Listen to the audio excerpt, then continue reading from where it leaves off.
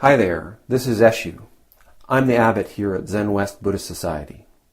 This Living Zen-podcast is just one of the many resources we've created at Zenwest to make Zen practice and training more available and accessible to people all over the world. Instructional videos, printable resources, and much, much more are also available on our website at www.zenwest.ca. If you're a regular listener, I'd love to hear from you. So please drop me an email at office@zenwest.ca and let me know who you are, how you got started, and what brought you to Zen. Everything we make available in person and online at Zenwest is only possible because of the support of our members and associates, people like you. If the efforts of our community are making a difference in your life, I'd like to invite you to show your support and take part in making it happen by becoming an associate or member of the Zenwest Sangha. You can do this by clicking the Join Us tab on our website at www.zenwest.ca. Thank you for your support, and thanks for listening. Everybody, let's bow together, come together. Yeah. So welcome, everybody. Let me have a look around and see who's new, who's the first time at the Buddha's birthday ceremonies. No, really stick them up so I can see, yeah? Okay, cool. So today is a day that we remember the historical Buddha Shakyamuni, but even more importantly, I think, we pay attention to the things that he taught, both verbally with his written and spoken teachings that we study and practice, but also the way that he demonstrated the teaching. So traditionally now, I guess we can say Buddhist birthday, we've had, I don't know how many years now, maybe coming close to 10 anyway. I tell the story of the Buddha's birth. So I'd like to invite anybody who wants to come and sit down in front, young or old or in between. You can come and sit in front. Otherwise, I'm going to just work the crowd, and that can be scary too. Echo. It's just not the same with that echo there.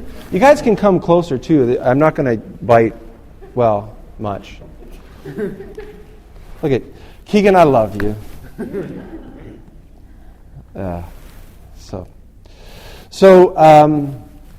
Today I'm going to talk about the story a little bit. Most of you know it. Most of you heard it before. You're smiling because you already know the whole story, don't you? Yeah. Okay. Cool. Oh, I've lost everything here. This is.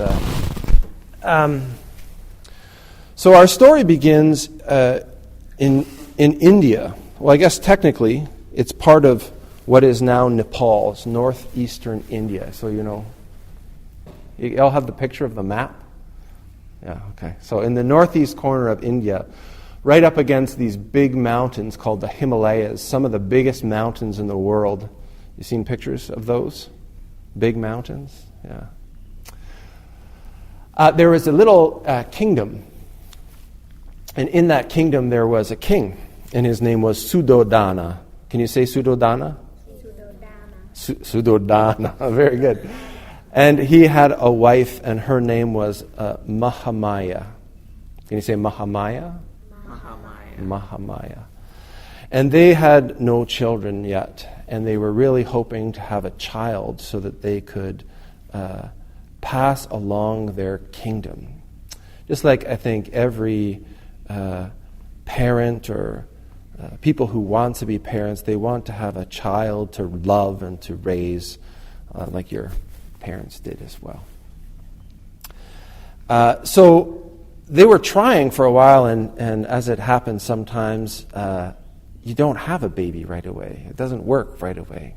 So they were starting to get a little bit worried. Maybe it won't happen. One night, Mahamaya, or Maya. Maha means great. So they probably didn't call her Mahamaya when she was alive, because it means sort of like Big Maya. And I don't know too many women that would like to be called Big Maya, right? We call her Mahamaya now because she was the Buddha's mother. And so we want to say that was a pretty great thing. So one day Maya was maybe having a nap in the afternoon because it gets really hot in India. And she was laying on a bed in her room, and she had a dream or a vision. And in the dream or the vision, she saw this. She looked out the window, and she saw this little dot in the sky. And as she watched that dot, it started to grow bigger and bigger and bigger until she could start to see a shape. But the shape didn't seem to make much sense to her. Why do you think the shape didn't make much sense to her? Anyone? What was the shape that she saw? An elephant. That's right.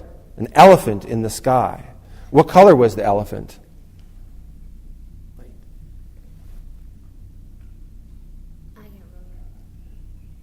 White, yeah, it was a white elephant. So she saw this white elephant descending from the sky, and she thought, well, that's strange. So as the elephant got closer, she also noticed that it was a very strange elephant because it didn't just have 2 tusks, it had 6 tusks.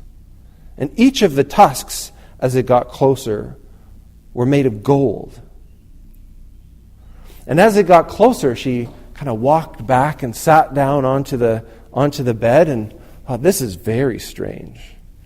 But I'll be safe in my room from the elephant in the sky, maybe. But as the elephant got closer, it moved right through the small window and right into her little bedchamber. And she thought, this is very strange. So the elephant, standing in her room, held out its trunk. And it had something in its trunk. Do you know what it had? What did it have in its trunk? A flower. That's right. It had a lotus flower. I think the story is, the legend is, that it was pink.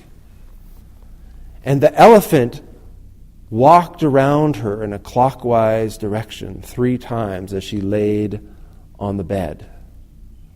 And then it reached out with this pink flower and touched her stomach. And then the flower didn't just stop at her stomach. It passed right through her and into her. And then after that, the trunk hit her skin and continued to go into her. And then the tusks into her. And then the head and the whole body, feet, and finally, like a piece of spaghetti, the tail. And I've always heard that after that, Maya felt very full. Now, we know that this was a dream or a vision. And a lot of really strange things happen in a dream, don't they? Have you guys had weird dreams where you wake up and go, that could never happen? Do you? 'Cause I know I do.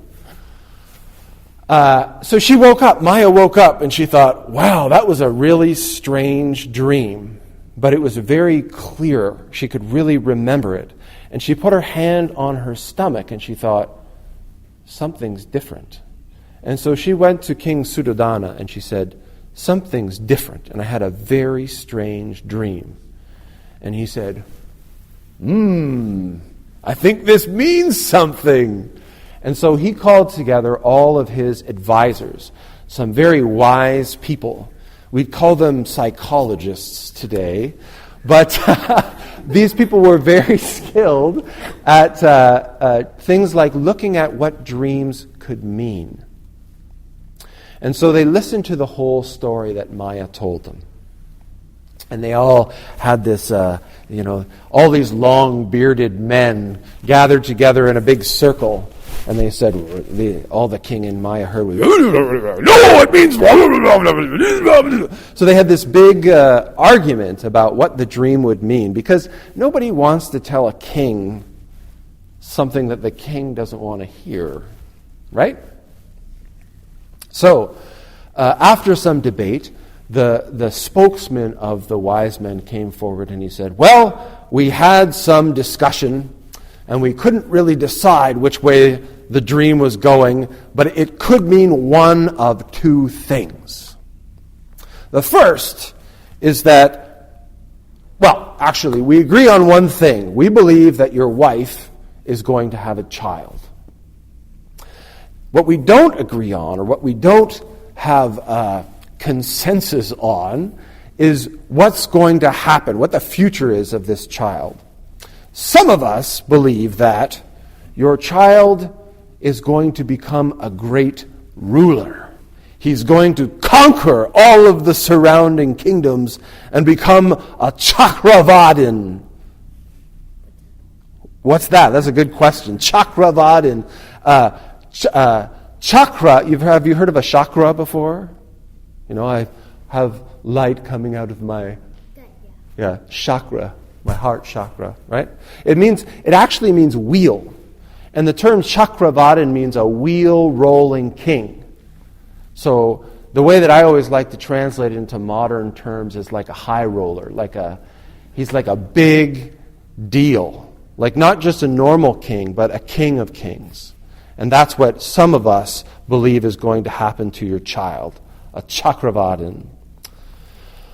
The other group of us believe that your child is going to be born and is going to cast off the life of wealth and ease and leadership, and he's going to go off and meditate and become a Buddha, a fully awakened being who's going to liberate the world.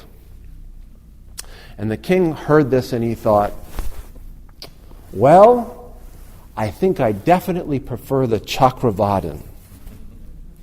And I think that maybe for all of us, parents, when we have stories told about what the possibility of our children is, if we are given this possibility of, wealth and success and leadership and bounty, or maybe they're going to cast all of that away and pursue something like, theater or art, music.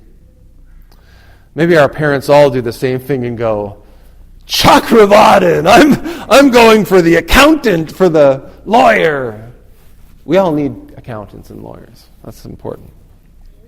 Anyway, so the king Suddhodana thought, hey, this is really great. We're going to have a baby, and it's going to be a great ruler.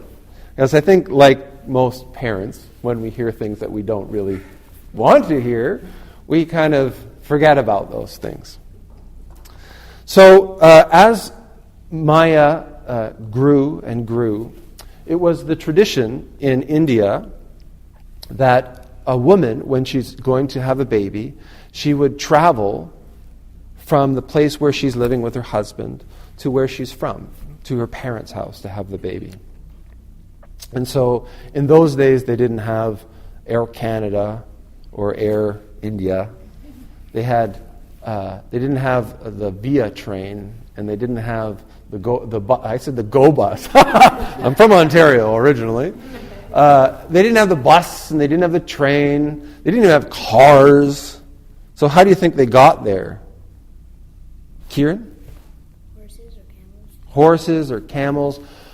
Well, those were kind of expensive too, and what they did have was a lot of people. So how do you think that she got there? Walk. Do you think she walked? She was really big and pregnant and ready to have a baby. And really rich. Which helps. How about you, Tegan? Do you know? Well, it said that they put her on like a it's called a palanquin, or it's like a platform that people carry. And so she was traveling from where she was living with her husband to her mother's house, her parents' house. And as they were traveling, she saw a beautiful garden. And it was like this garden here. The Garden of Lumbini, it's called. And she said, okay, let's take a break here. It's getting hot and it's nice and shady in the garden. So put me down and we'll have a rest, we'll have some lunch, and then we'll continue the journey afterwards. So they put her down. She got off the palanquin and she went for a walk through the garden. And it said that as she was walking through the garden, she felt the baby is coming. And she stumbled, it said, and she almost fell. But as she reached out, it said that a tree that knew what was coming leaned down so that she could grab it as she fell with her hand. And she caught it. She caught herself. She didn't fall down. And it said that standing right there, standing in the standing position, she gave birth to the Buddha. Yeah, whoa is right. Now it said that when he was born, this is the really interesting part. I'm going to talk about this a little bit. It said that when he was born, that celestial beings caught the baby in a cloth made of silk. It said that when he was born, a fragrant rain fell from the sky. It said that when he was born, the sky, the garden was filled with music from the heavens. What do you think? Do you think that happened? Yeah? I think that maybe the first person to retell this story may have been Maya, or maybe the father, because I think also, for all of us parents, I watched this one be born, and I watched this one be born, and I could certainly tell that story. If they were caught by celestial beings, wonderful, wonderful people, brought my children into this world. Wonderful things happened, and certainly my ears were filled with music. Beautiful music to my ears anyway. Now here's a very interesting thing. It said that when the Buddha was born, he stood up. Did you stand up? I was there. You didn't stand up, and you didn't stand up. It said that the Buddha stood up. And it said that he took 7 steps. And at each time that he put his foot down, it was received by a lotus flower that was exploding from the earth to catch his foot. And he walked 7 steps, and he pointed to the sky, and he pointed to the earth, and he said, "Under the heavens and on the earth, I alone am the world-honored one." And that's why we have this statue with him in the bowl there, pointing to heaven, pointing to the earth. I alone am the world-honored one. And again, I always have to say that this is a translation from the original Pali, which reads,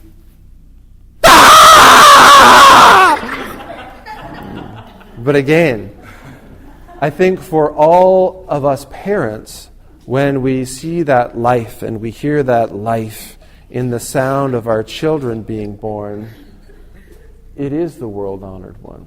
It is this most precious life. Yeah. So we have this story and we have this example of this really interesting sort of duality, right? We've got a baby who's just a little squalling mass of flesh. If you've ever seen a baby, they're babies, right? But we've got this story of this behavior that's awfully mature for a baby, don't you think? Walking 7 steps and saying, "Under the heavens and on the earth, I alone am the world-honored one." Very strange to have these two things in combination, don't you think? But it's the case that for all of us, each and every one of us, we have both of those things in equal measure. I think most often we actually see it in the inverse proportions, where we have the body of the Buddha, the fully grown adult. We take 7 steps and we say, I don't wanna! Gimme! I'm not satisfied, I want more! Right? And this is the teaching that we have in Buddhism and in Zen, is that as human beings, we have both of these capacities. We have both of these capacities to be both a fundamentally dissatisfied, craving, desirous child that will take and keep and steal and grab and want and have and hurt. And we also have this very mature, what we call in our tradition a Buddha, someone who is awake. The sage beyond our years, as Genjo often refers to it as, my teacher. So our practice today, and what the Buddha really taught, was that both of these things exist. And we have to awaken to these 2 aspects of ourselves. This child. Gimme. I don't wanna! And this awakened person, this awakened being that knows its relationship with everything in the world, that understands that it's intimately connected with all things in this vast cosmos. The Buddha, as he grew, he ended up not living up to his father's hopes, maybe. He didn't become a wheel-rolling king. He did sneak away in the middle of the night, give away all of his clothes, cut off his beautiful, long, flowing curls, put on a simple robe, much simpler than this, and he sat underneath the Bodhi tree, and he awakened. And his first exclamation was, "Wonder of wonders, fundamentally we are all already awake." That was his first realization, his first teaching, that each of us has this nature. It's not that he was this lucky, magical guy that's made of different stuff than the rest of us, but that this is the fundamental nature of all of us. Each of us has this. So, any questions about that? Yeah. This is the most important thing in our Zen practice. We don't come here to worship a man who was born 2,600 years ago. We don't come to admire this other thing. When I do these prostrations, these great bows at the Butsudan, offering incense, it's not just this historical person, although we like to acknowledge that because he was the first person to really elucidate this, to talk about this and teach us and offer us a path to follow.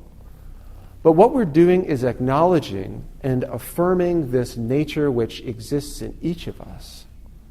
That when I come down, when I bow, what I'm doing is I'm letting go of this child that's inside of me. This, I don't want to! Because a lot of the time, with all this gear on, I don't want to do those bows. I don't want to.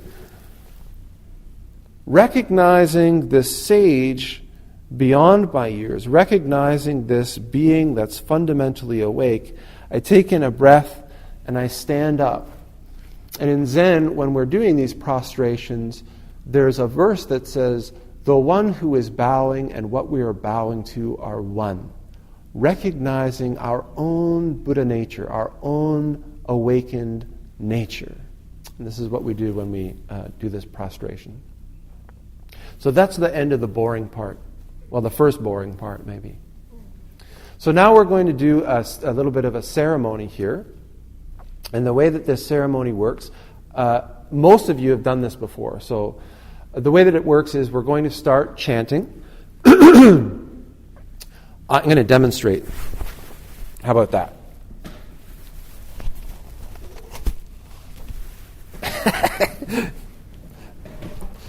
So what we're going to do is, as we're chanting, there's going to be it's like a circulatory system, or what was it you were studying it the other day there, the heart system.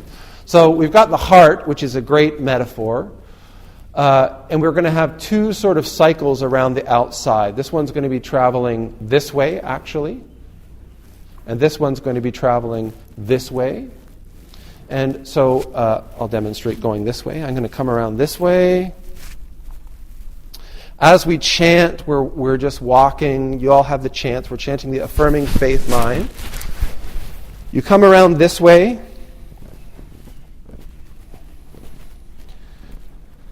You bow. You take this little dipper here. This is the fragrant water that fell from the sky when the Buddha was born. And we're just going to pour this over top of the baby Buddha and give him a little bath. Isn't that nice? Ah, refreshing.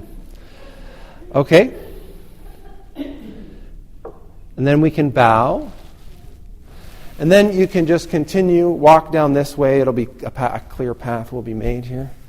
And then you can just continue around. And we all, you continue to bathe the baby Buddha for as long as the chanting is going. If you need to take a break, you can sit down for a few minutes and then you can start back up again, pace yourself. All that bathing can be tiring. Any questions? Maybe we can have Doshu and Soshin go up and start us off with a little bathing, and then they'll just wait until they've gone up, because they're going to play the instruments while we chant.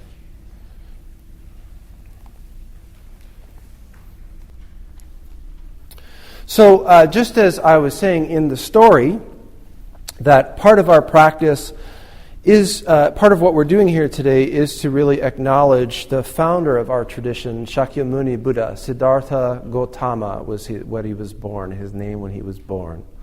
Siddhartha means every wish fulfilled.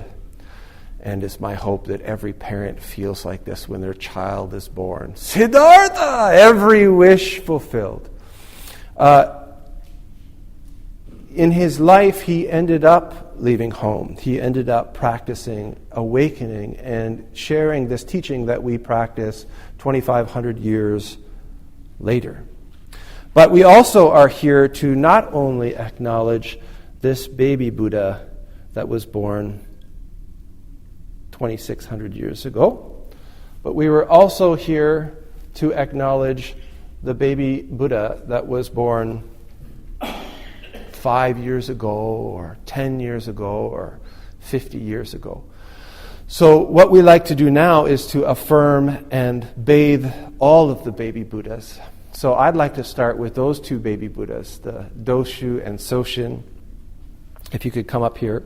And then anybody who wants to be a bathed Buddha is welcome to come up. One true nature pervades the vast universe, manifesting in this very moment. We dedicate our offering of flowers, candlelight, incense, a rain of heavenly nectar and Dharma chanting to our original teacher, the great master Shakyamuni Buddha. May we truly appreciate his benevolence and demonstrate our gratitude by realizing the Buddha way together. All Buddhas throughout space and time, all Bodhisattvas, Mahasattvas,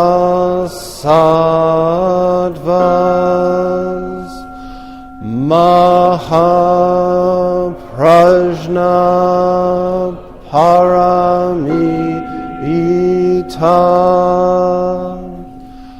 We're going to have some refreshments. We're going to have Uminari Taiko playing in here. There'll be a piñata outside for the kids. Be sure to enjoy it all. So, and please join me in the chanting of the 4 Bodhisattva vows. Thanks for listening to the Living Zen-podcast. If you follow Living Zen through iTunes, I would very much appreciate it if you would take a moment to let me know what you think about it by rating or reviewing the podcast, so that new listeners can also hear what you have to say. Thank you for your time and for your support.